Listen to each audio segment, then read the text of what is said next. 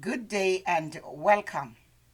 This is your Daily Med with Lady V. Today we are still in Psalm 119 and it is our third session. Psalm 119 verse 17 through 24. We will see today that the Word of God counsels us. We have seen before in our first stanza or session that we should obey the word of God to be blessed. We see in the second stanza that we need the word of God to be cleansed and to continue to stay clean. Today I will read Psalm 119 verse 17 through 24. It says, "Deal bountifully with thy servant, that I may live and keep thy word. Open thou mine eyes, that I may behold wondrous things out of thy law. I am a stranger in the earth. Hide not thy commandments from me. My soul breaketh for the longing that it hath unto thy judgments at all times. Thou hast rebuked the proud that are cursed, which do err from thy commandments. Remove from me reproach and contempt, for I have kept thy testimonies. Princes also did sit and speak against me, but thy servant did meditate in thy statutes. Thy testimonies also are my delight and my counselor." So we see today that the word of God gives counsel. And the psalmist truly wanted to delight himself in the word of God. And this is the prayer that he prayed. He was asking God to deal bountifully or to confer on him the benefits of his grace. Because without Christ, we can do nothing. We need his grace to live, and we need his grace to obey his words.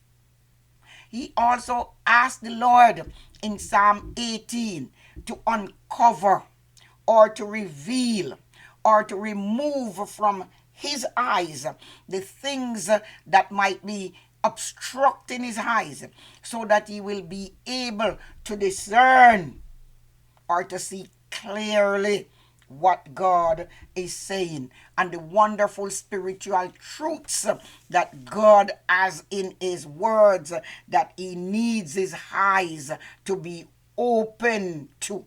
And unless God opened his eyes, he would not be able to see. He also prayed that he was a stranger, a sojourner, a pilgrim in the earth.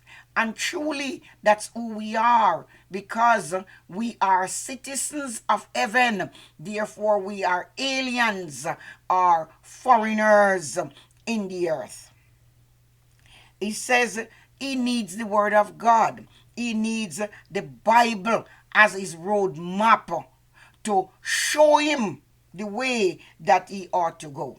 When you and I want to go any place, we grab our G.P.S. and we put our destination in it, the address that we know that we are going to, because we do not want to be lost. We will not be lost if we follow the instructions written in the divine word of God. It will not fail us. The Bible is our guide. And the destination we are going to is heaven. And we really do not know the way. So we need the word of God to pilot us as we go along the way. Jesus has made it so clear that even the simple can understand what God is saying in his word. The psalmist had an intense longing, an hunger, a thirst, a passion to do it right. He wanted to make sure whatsoever God says, he was obeying and he was doing it right. History has shown us that those who are proud, those who willfully defies the commandments of the Lord, were brought down by the mighty hand of God. We cannot willfully transgress or disobey the word of God without having ramifications or the consequences that it brings by not really trusting the word of God. The writer here expressed that he suffered reproach, he suffered contempt from others, he was persecuted without a cause. Many times in life, these things happen in our lives.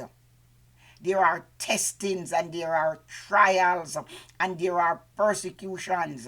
Many times we cannot figure out what is the cause. Why am I going through this? Why this is happening to me? But one thing we can be assured of, when things seem not to be going the way they ought to, we can still turn to the word of God, because the word of God will bring comfort and the word of God will also counsel us. The word of God will tell us exactly what we ought to do. So even when those that are in positions of authority, sometimes there are conspiracies. Yet the psalmist was saying, I've been conspired against. It is against those that are in authority. Christians can find hope. Christians can find strength. Christians can find comfort by meditating upon the word of God. We do not have to sin against God when we find ourselves going through various trials. The psalmist said in the second stanza, thy word have I hid in my heart that I might not sin against thee.